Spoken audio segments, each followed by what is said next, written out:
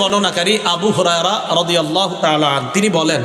আন আবি হুরায়রা রাদিয়াল্লাহু তাআলা আনহু قال قال رسول الله صلى الله عليه وسلم إذا نودي للصلاة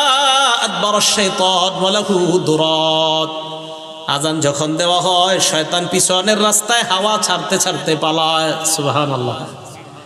হাত্তা লা ইয়াসমা'ু তাযীন এমন দূরত্বে চলে যায় যে দূরে গেলে আর আজান শোনা যায় না এই জন্য মাইকের আজানের আওয়াজ যত দূরে যাবে শয়তান এই পরিমাণ দূরে চলে যায় যেন আর আজানের আওয়াজ শোনা না যায় এরপরে দেখেন হাত্তা ইযা কদান নিদা মুয়াজ্জিন সাহেব যখন আজান শেষ করে আকবালা শয়তান আবার আয়েশা মসজিদের আশেপাশে ঘুরতে থাকে আর মুসল্লিদের অপেক্ষা করতে থাকে আসো মুসল্লিরা আসো